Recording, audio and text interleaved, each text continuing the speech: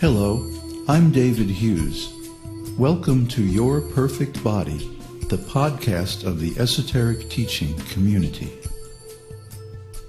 Today's selection is an essay entitled, There is No Death. Kṛṣṇa spoke Bhagavad-gītā to convince Arjuna that he should assert his rightful claim to the throne of the Vedic Empire and chastise his unscrupulous relatives headed by Duryodhana. Arjuna's refusal to fight at first in the Battle of Kuruksetra was predicated on his understanding that killing his relatives would be against the principles of religion. Therefore, Kṛṣṇa's instructions to Arjuna begin with the eternality of the soul and the illusory nature of the material bodily conception of life. Natvevaham jatunasham natvam neme janadipaha nachaiva na bhavishyama sarve vayam mataparam.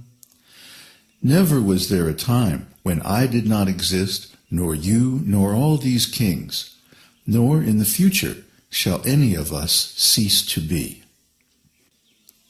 Kṛṣṇa is trying to convince Arjuna that death does not take place for the soul.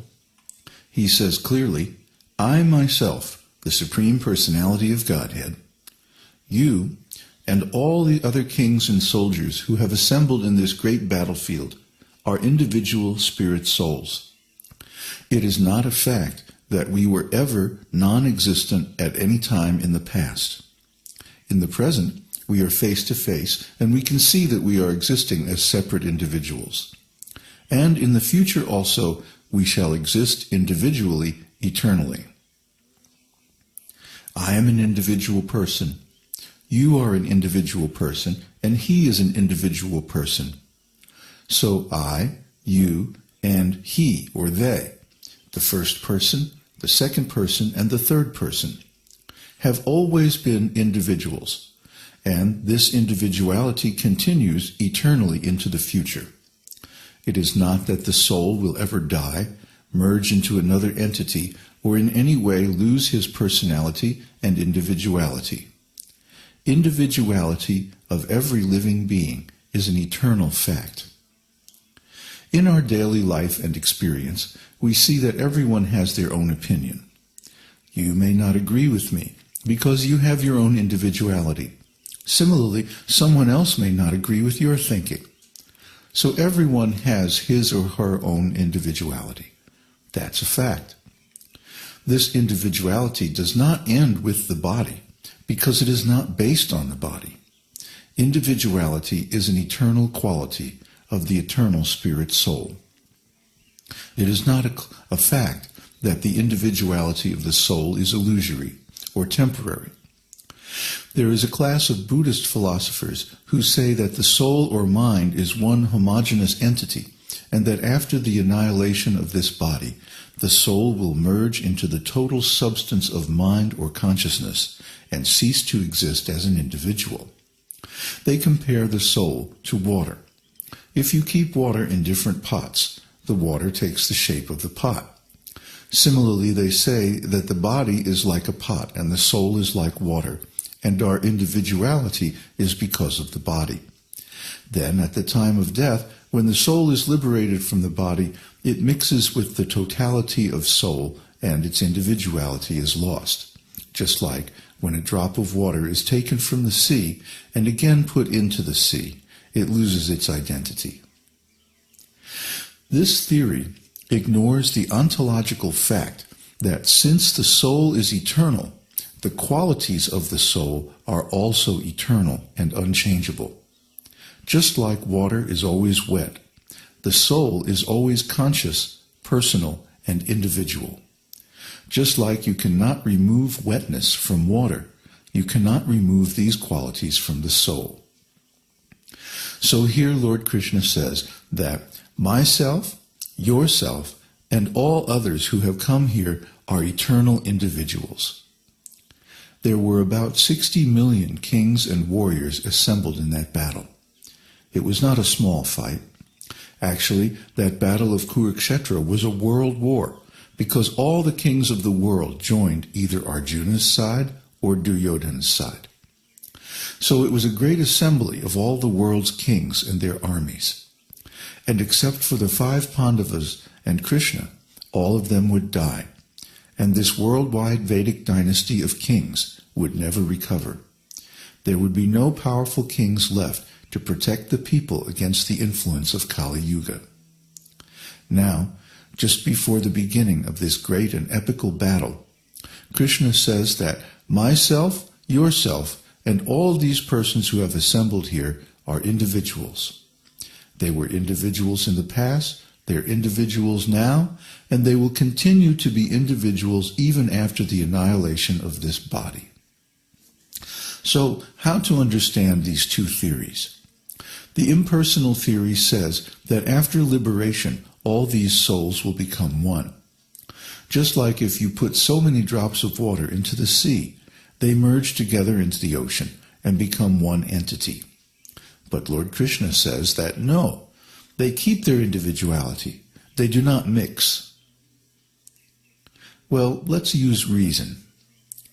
If we perform historical research, inquire into the most ancient writings of humankind, we find that all people in the ancient past were individuals. There is no history of any people who ever existed who were not individuals. And at the present time, we directly experience that all people are individuals. All living entities that we can find, either human being or animals or birds or anything alive anywhere, are all individuals. Each and every one is a unique and separate individual.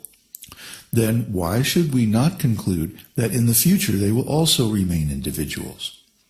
In the past they were individuals, in the present they're individuals, so why not conclude that in future they'll also remain individuals? Is there any evidence to the contrary? Can anyone show any living entity that is not an individual? Is such a thing even possible? So we naturally conclude that they will continue to be individuals in the future. Even if we do not have any philosophical knowledge of these two theories, personal or impersonal, by our own human reasoning and experience, we can understand that the impersonal theory is completely unsupported by any tangible evidence. In the entire history of the human race, all were individual persons. At the present moment, we can see that all are individuals. So why not in the future? How is it that in the future they'll mix up and become one homogeneous thing? It's quite unreasonable. It's reasonable to assume that a natural process observed to be consistent in the past and present will also remain consistent in the future. In astronomy, if you find that on a particular date the sun always rose at a particular time, and in the present we also observe the sunrise at the same exact time, then it's natural to conclude that the sun will continue to rise at that time on that date in the future. And in fact, astronomical tables are calculated hundreds of years in advance on that assumption. So we can understand the difference between the impersonal and personal theories of the soul by our human reasoning. There are many spiritual things that are beyond the power of our reason. But when it is possible to apply our reason, then why not accept it? Can anyone show any evidence of any living being that is not an individual? Of course not. Then why should we accept that at any time in the future there will be such a thing that has never existed, either in the past or present? That would be unreasonable, illogical. There are other spiritual truths that are provable by our human reasoning.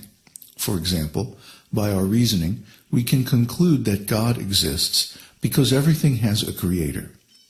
Just like the computer that we're using to record this podcast, we know that this computer has a manufacturer. Similarly, there's a manufacturer for my car and my house. For everything that exists, there is a father, creator, builder, or manufacturer. I myself am created by my father and mother. My father was created by his father.